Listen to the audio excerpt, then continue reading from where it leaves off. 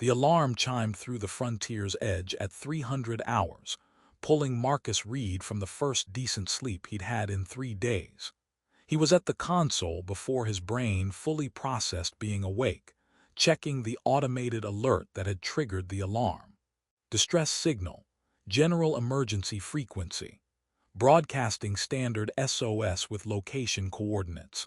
Marcus ran the calculations, 2 hours out of his current route, which would put him behind schedule on a delivery that had tight margins. He'd lose money on the delay, probably lose the client's future business. He altered course immediately. In deep space, you answered distress calls. Economics didn't matter when someone was dying. That was the rule Marcus lived by, the code that kept frontier space from being complete lawless chaos.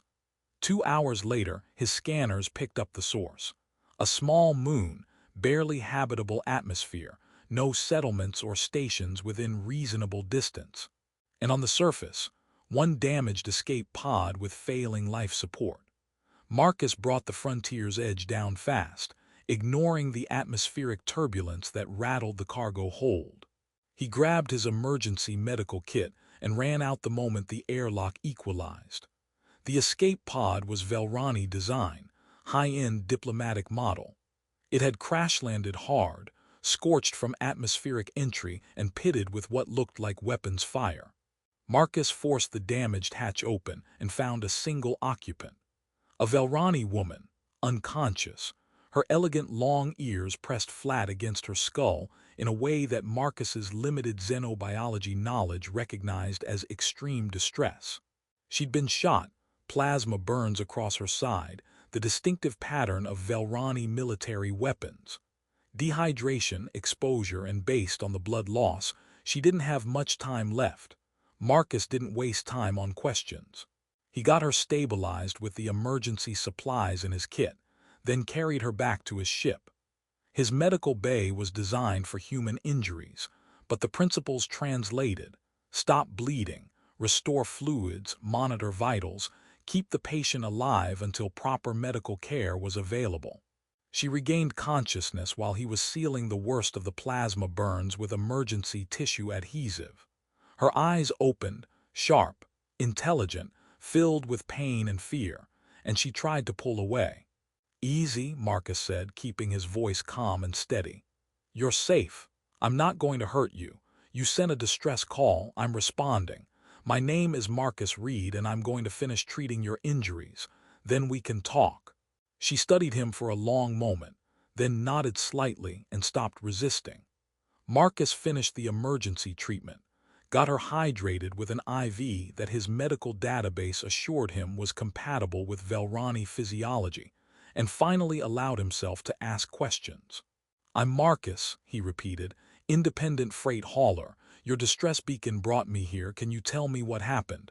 "I'm Kale." Her voice was rough from dehydration. I witnessed something I shouldn't have. High-level corruption within the Velrani diplomatic corps. When I tried to report it, I was declared a traitor. They tried to kill me. I managed to escape in that pod, sent the distress call hoping someone would respond before they found me. "They shot you." "Yes, my own people." Kale's ears flattened further. "By helping me, you've made yourself a target. They'll be looking for both of us now. I'm sorry. I had no choice but to call for help, but I've put you in danger." Marcus absorbed this. "So you're being hunted by your own people because you tried to report corruption?" "Yes. And you sent a distress call hoping someone would help despite the risk." "I had no other option. I was dying." Kale met his eyes. "I'm grateful you responded, but you should know what you've involved yourself in. The people hunting me are professionals. They won't stop because a human freight hauler got in their way. Then we'll need to be smarter than them." Marcus checked her vital signs, stabilizing. "Good. You rest, heal. We'll figure out the rest once you're not dying anymore." "You're not afraid." "I'm terrified. But I responded to your distress call, which means I'm responsible for keeping you alive. Fear doesn't change that obligation." Marcus stood. "Get some rest. We've got time before anyone can track us here, and I need to plot a route that keeps us ahead of whoever's hunting you." Kale watched him leave with an expression that mixed gratitude, confusion, and something that might be hope. Over the following days, as Kale recovered in Marcus's small medical bay, she explained more about her situation. She'd been a mid-level diplomat, posted to human frontier stations as part of cultural exchange programs. During that assignment, she discovered that several high-ranking Velrani officials were using their diplomatic positions to facilitate smuggling operations, weapons, restricted technology, even sentient beings sold into forced labor. I reported it through official channels, she explained. Thought I was doing the right thing. Instead, I was declared mentally unstable, relieved of my position, and marked for protective custody, which was really elimination. I managed to escape before they could disappear me quietly. You have proof. Encrypted data I downloaded before I fled, but it's useless if I'm dead and it dies with me. Kale's expression was grim. That's why they're so determined to eliminate me before I can transmit this information to authorities who aren't compromised. Then, we need to keep you alive and find trustworthy authorities. Marcus said it like it was simple problem-solving, like they were discussing cargo routing rather than survival against professional hunters. You say that so calmly. Like evading trained operatives and exposing interstellar corruption is just another day's work. Well, I've never done it before, so there's a learning curve. But the principles are sound. Stay ahead of pursuit, protect the evidence, find people who can act on that evidence. Marcus shrugged. I'm better with starship maintenance than spy games, but improvisation is its own skill. Kale laughed despite their situation. You're remarkable, Marcus Reed. Most people would have turned me over by now. Saved themselves the trouble. I responded to your distress call. That means something to me, even if it doesn't mean anything legally. Actually, Kale said carefully, it means something legally too, under Velrani law at least. What do you mean? The distress call I sent used specific emergency protocols. When you responded, when you risked your own safety to provide aid, you invoked what we call the protector's bond. You became legally recognized as my chosen protector under Velrani law. Marcus processed this. I didn't know that. I just responded because that's what you're supposed to do when someone sends an SOS. I know. That's what makes the bond genuine. You didn't help me for legal advantages or political gain. You helped because it was right. That's what the protector's bond is designed to recognize. Kale sat up carefully, still healing but much stronger than when Marcus had found her. This actually helps us. Killing someone's recognized protector is a grave crime even in Velrani culture. The hunters will be more cautious because harming you would create complications beyond just eliminating me. So I'm legally bound to protect you now, and I'm bound to honor that protection. The bond creates obligations for both parties. She studied him. Are you angry that you've been legally bound to something without knowing? I'm already protecting you. The legal framework doesn't change what I'm already doing. Marcus smiled slightly. Besides, sounds like this bond might actually help us survive. I'll take whatever advantages are available. Most humans would resent being bound by alien laws they didn't know existed. Most humans probably didn't spend 5 years hauling freight across frontier space where half your clients are alien, and you learn to navigate multiple legal systems. Marcus checked the navigation display. We need to move soon. Can you travel? Yes, I'm healed enough. Kale stood, testing her strength. Thank you, Marcus, for responding, for protecting me, for treating this like it matters. It does matter, you matter. He said it simply, like it was obvious. Now let's figure out how to keep you alive long enough to expose the people who tried to kill you. Over the next week, Marcus and Kale developed a routine born of necessity and mutual respect. Marcus plotted courses that kept them off major shipping lanes, while still allowing him to complete enough work to maintain his ship and supplies. Kale helped where she could. Her diplomatic training included logistics and planning that proved useful for their evasion strategy. You're good at this, Marcus observed one afternoon while Kale was calculating their next jump. Route planning, thinking 3 steps ahead. Diplomatic training emphasizes strategic thinking, anticipating consequences, planning for contingencies. She completed the calculation. This route avoids 3 major checkpoints and 2 systems with heavy Velrani presence. It'll add 4 days to your schedule. Better than being caught by hunters. Marcus input the coordinates. How long before they find us? Hard to say. They're professionals, but we have advantages. You're an independent operator with no fixed route or schedule. I know how they think and can anticipate their strategies, and the Protector's bond complicates their mission parameters. Kale's expression turned serious. But they will find us eventually. We need a long-term plan beyond evasion. I've been thinking about that. You said you have evidence, encrypted data. We need to transmit that somewhere. It can't be suppressed. Neutral authorities, independent media, someone with the reach and credibility to investigate. The people I reported to initially were compromised. How do we know who to trust? I have contacts, independent journalists, neutral diplomatic channels, people who have built reputations on exposing corruption. Marcus pulled up his contact list. None of them are Velrani, which might actually help. They don't have political ties to your people's internal power structures. It could work, but transmitting from just anywhere would reveal our location. We'd need to do it from somewhere secure, somewhere we can defend if the hunters arrive before the data goes public. They spent days planning, using Marcus's knowledge of frontier space and Kale's strategic training to identify potential transmission points. During this time, their relationship shifted from simple protector and protected to genuine partnership. You treat me like an equal, Kale observed one evening. Not like someone you're obligated to protect. Not like a problem to manage. Like a partner. Because you are. The Protector's bond might be why we're together, but you're brilliant at strategy. You understand the political landscape I'm navigating. And honestly, I'd be lost without your input. Marcus smiled. Plus, you make better food synthesizer choices than I do. That protein paste you selected actually tastes like food. Diplomatic training includes adapting to various species' nutritional needs. I couldn't let you survive on whatever approximation of nutrition you'd been eating. I was surviving just fine on nutrient paste and coffee. You were surviving, not thriving. There's a difference. Kale's tone was teasing, but her expression held genuine affection. Thank you, Marcus, for treating me like a person rather than an obligation, for making this feel like partnership rather than duty. It is partnership. I may have responded to your distress call out of duty, but everything since then has been choice. And I'm choosing to work with you because you're smart, capable, and I trust you. The conversation was interrupted by proximity alarms.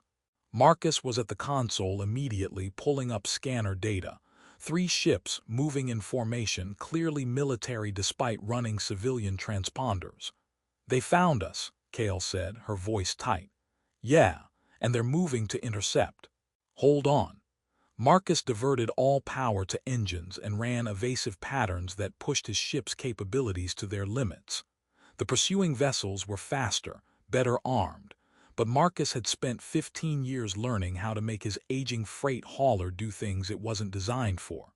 They managed to reach the nearest station, barely, and docked in a cargo bay that Marcus knew from previous runs. The station was neutral territory, technically, but that wouldn't stop determined hunters for long. We need supplies, and I need to make contact with some of my sources, Marcus said, gathering what weapons he had. Not many and not impressive, but something. Stay close. If they found us here, they'll be coming. They were moving through the cargo section when 3 Velrani operatives materialized from the shadows, professional, armed, clearly the hunters Kale had warned about. The lead operative spoke in calm, measured tones.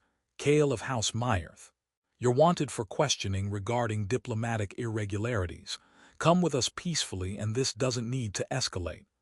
I witnessed your crimes, Kale said, her voice steady despite obvious fear. I'm not going anywhere with you.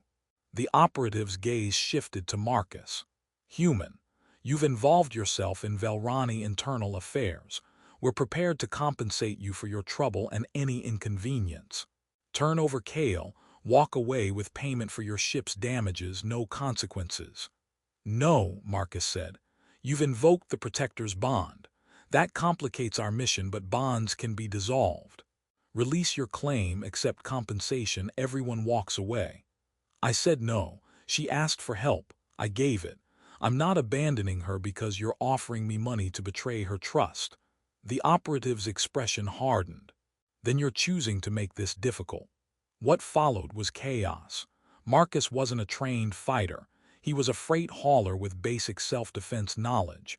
But Kale, despite her injuries, was clearly skilled in combat. More importantly, they worked together instinctively. Marcus creating distractions and opportunities, Kale exploiting them with precision strikes. During the fight, one operative got a clear shot at Kale. Marcus threw himself in the path of the plasma bolt, taking the hit across his shoulder and chest. The pain was immediate and overwhelming, but he stayed between Kale and the attacker until she could neutralize the threat. They escaped, barely, leaving the operatives injured but alive. Marcus's ship launched with alarms screaming about his medical condition, and Kale had to take the helm while he tried to stay conscious through the pain. Why did you do that? Kale demanded once they were safely away and she was treating his plasma burns. You could have died. You could have died if I didn't. That wasn't acceptable. Marcus gritted his teeth against the pain as she applied treatment. I told you I'm not abandoning you. Protector's bond or not, you're my responsibility and my partner. That means something. You literally shielded me with your body. Yeah, well, seemed like the right move at the time. Marcus tried for humor despite the pain. Did it work? Yes, you idiot. You saved my life again. Kale's hands were shaking as she finished the treatment. But you can't keep throwing yourself into plasma fire for me. I can and I will if that's what keeping you alive requires. Marcus met her eyes. That's what partners do, we protect each other. Kale was quiet for a long moment. Then, in Velrani culture, what you just did, physically shielding your protected with your own body, that's the ultimate demonstration of the Protector's bond. It proves the bond is genuine rather than just legal formality. You've just made our connection unbreakable under our laws. Good, because I wasn't planning on breaking it anyway. Marcus's injuries forced them to stop at a hidden way station he knew, a place where frontier traders went when they needed to disappear for a while. While he recovered, Kale tended to him with the same care he'd shown her, and their connection deepened beyond just protector and protected. You're healing well, Kale said one evening, checking his bandages. Another week and you'll be back to normal function. The plasma burns were severe, but you're responding to treatment. Thanks to you. You know Velrani medical techniques that human treatment doesn't cover. We're partners. I'm not going to provide inferior care just because you're a different species. Kale finished the bandage change. Marcus, I need to tell you something about the Protector's bond and what it means long-term. I thought you already explained it. I explained the basics, that responding to my distress call created a legal bond under Velrani law, but there's more to it than I told you. Kale sat down, clearly struggling with how to explain. The Protector's bond isn't just legal framework. It's designed to recognize genuine connections formed through crisis. When someone responds to a distress call, risks themselves to help a stranger, continues protecting them despite danger, that creates something real, not just obligation. I know it's real. I wouldn't still be here if it wasn't. What I mean is, the bond is permanent unless both parties agree to dissolve it. And dissolving it requires formal process, official documentation, mutual consent. It's not something that just fades over time. She met his eyes. You're legally bound to me for life unless we actively choose to end the connection. Marcus processed this. I didn't know that when I responded to your distress call. I know. That's why I'm telling you now. You have the right to know what you're committed to. Kale's expression was vulnerable. If you want to dissolve the bond once we've dealt with the hunters and exposed the corruption, I'll understand. You didn't sign up for lifelong obligation to an alien woman you barely know. Barely know. Marcus smiled despite the pain from his injuries. Kale, we've spent weeks together. I know you make terrible jokes when you're nervous. Know you're brilliant at strategy but terrible at basic ship maintenance. Know you value integrity over convenience even when it nearly got you killed. I know you're brave and smart and genuine in ways that are rare regardless of species. That's not barely knowing someone. You're saying you don't want to dissolve the bond. I'm saying I chose to protect you the moment I responded to your distress call. Everything since then has reinforced that choice. Why would I dissolve a bond with someone I've come to value as a partner and friend? Kale looked away, but Marcus saw the tears. Most people would resent being permanently bound to obligations they didn't choose. I did choose. Maybe not with full knowledge of Velrani law, but I chose to respond, chose to protect you, chose to keep protecting you despite the danger. Those were all conscious decisions. Marcus reached for her hand. The legal framework is just making official what I already decided. They spent the following days planning their next move. They couldn't run forever, couldn't keep evading hunters indefinitely. They needed to expose the corruption Kale had witnessed, transmit her evidence to authorities who could act on it. Marcus contacted his most reliable source, an independent journalist named Sarah Chen, who'd built a reputation on exposing interstellar corruption. She agreed to receive the data and verify it before publication, but warned that transmission would reveal their location. We need somewhere defensible, Marcus said, studying star charts. Somewhere we can transmit from and hold position long enough for the data to reach Sarah's secure servers. There. Kale pointed at a neutral station on the charts, Coriolis Station. Neutral territory, heavy security, multiple transmission arrays. If we can reach it, we can transmit from there with some protection. It took 3 days of careful navigation to reach Coriolis Station without being intercepted. They docked, paid for premium secure transmission services, and began the data upload. This is going to take 30 minutes, Sarah's voice came through encrypted comms. The data is extensive and I need time to verify authenticity before I can publish. Can you hold position that long? We'll hold, Marcus promised, though he had no idea if that was true. 20 minutes into the transmission, the hunters arrived. Marcus saw them on the station's security feeds, 3 operatives, moving with purpose toward the transmission bay. He grabbed the weapons they'd acquired and positioned himself between the entrance and Kale. Keep the transmission going, he told her. No matter what happens, make sure that data reaches Sarah. The operatives breached the bay with professional efficiency. The lead hunter, the same one who'd offered Marcus compensation days ago, assessed the situation quickly. The data is already transmitting. You can't stop it. Marcus kept his weapon trained on them. Give up, you've lost. We can still eliminate the source. Without Kale to testify, the data loses credibility. You'll have to go through me first. We're willing to do that. The operative raised his weapon. Last chance. Walk away. This doesn't concern you. Everything that concerns Kale concerns me. That's what the Protector's bond means.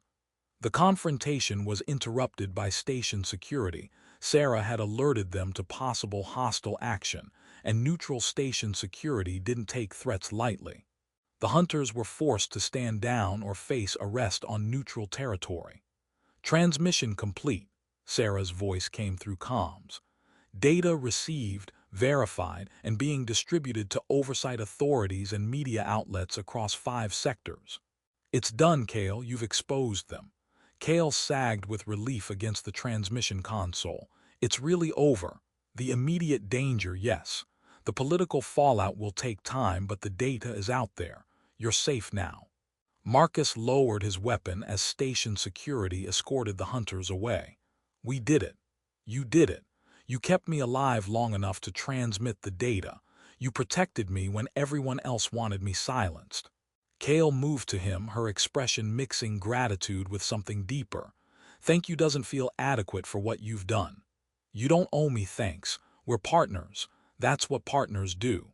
Over the following weeks, the investigation that Kale's data triggered moved swiftly. The corrupt officials were arrested. The smuggling operations were shut down. Kale was offered full exoneration and an opportunity to return to her diplomatic position with commendations for her courage in exposing the corruption. But there was still the matter of the protector's bond. I can dissolve it officially, Kale told Marcus during a quiet moment in his ship. Release you from any obligation to me. You fulfilled the bond's requirements. You protected me until the danger passed. The law would recognize dissolution as appropriate now. Do you want to dissolve it? Marcus asked. I'm asking what you want. I asked first. Kale laughed despite the seriousness of the conversation, always so direct. Her smile faded. The truth is, I don't want to dissolve it. You responded to my distress call when I was dying and hopeless. You've protected me, partnered with me, treated me with respect and genuine care. You've become someone I value beyond the legal bond. I want you in my life, Marcus. Not because the law says we're connected, but because I choose to be connected to you. Then we agree, because I feel the same way. Marcus took her hand. I responded to your distress call because it was right. But everything since then, protecting you, working with you, building this partnership, that's been choice. I'm choosing you, Kale, not because I have to, but because I want to. The protector's bond remains active then, by mutual choice. By mutual choice. 6 months after Marcus had responded to a distress call that changed his life, he and Kale had built something neither of them had expected, a genuine partnership that transcended the legal bond that brought them together. Kale had been offered multiple prestigious positions within Velrani diplomatic service, but she declined them all. Instead, she joined Marcus as co-owner of the Frontier's Edge, using her skills and connections to secure better contracts while he handled the actual freight operations. You're sure about this?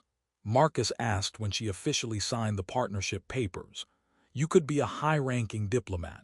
Instead, you're hauling freight with a human who flies by the seat of his pants. I'm choosing partnership with someone who responded to my distress call and risked everything to protect me. Someone who values integrity over convenience. Someone who makes me laugh even in terrible situations. Kale smiled. Besides, diplomatic work was isolating. This, working with you, actually helping people by delivering essential supplies to frontier worlds, this feels meaningful. They developed a reputation across frontier space, the human and Velrani partnership that treated everyone with respect, answered distress calls regardless of profit, and maintained the highest standards of integrity. Other freight haulers started calling them for backup when situations got complicated. Knowing Marcus and Kale would help without demanding exorbitant compensation. We're becoming frontier legends, Marcus joked after their third rescue mission in as many months. The freight haulers who actually answer distress calls. Someone has to. You taught me that. Kale checked their next delivery schedule. Besides, we know better than anyone how important it is that someone responds when you call for help. They were making a routine delivery when their emergency receiver picked up a distress signal, automated SOS, general frequency, coming from a small moon with minimal atmosphere. Marcus and Kale looked at each other, then altered course simultaneously. Some things don't change, Kale said. Some things shouldn't, Marcus agreed. They found a damaged vessel and 2 survivors, a human and a centauri, both injured, clearly having been attacked by pirates. Marcus and Kale worked together with practiced efficiency, treating injuries and getting the survivors aboard their ship. Thank you, the human said weakly. We thought no one would respond out here. We respond, Marcus said simply. That's what you do when someone needs help. Later, after the survivors were stable and resting, Kale found Marcus in the cockpit, staring out at the stars. Thinking about the day you responded to my distress call, she asked. Yeah. Thinking about how different my life is now compared to then. How one decision to respond to an SOS changed everything. Do you regret it? Not for a second. Marcus turned to her. I was just thinking. Before I found you, I was going through the motions. Hauling freight, answering distress calls out of obligation rather than genuine care, not really building toward anything. You gave me purpose beyond just surviving, gave me partnership I didn't know I needed. You saved my life multiple times, and you gave meaning to mine. He took her hand. The protector's bond brought us together. But we chose to make it real, to build something genuine from legal obligation. That's the part that matters. I agree. Cale leaned against him comfortably. We should probably check on our passengers, make sure they're healing properly. Probably, but first, Marcus kissed her, gentle and genuine. Thank you for sending that distress call, for trusting that someone would respond, for choosing to stay even after the danger passed. Thank you for being someone who responds, who protects, who treats obligations as opportunities rather than burdens. Cale smiled. Now let's go check on those survivors. They're our responsibility now. Just like you were mine. Just like we're each other's. They went attend their passengers together, partners in every sense, bonded by law, united by choice, proving that answering a cry for help can reshape destinies and create connections deeper than either person expected. The protector's bond that began with a distress call and a response had become something neither wanted to dissolve. A partnership built on mutual respect, genuine affection, and the simple truth that sometimes the most profound connections form when someone chooses to help without knowing what that choice will cost. Marcus had responded to a distress call expecting to help a stranger for a few hours. Instead, he'd found the person who would become his partner for life. Some obligations, it turned out, were worth keeping forever.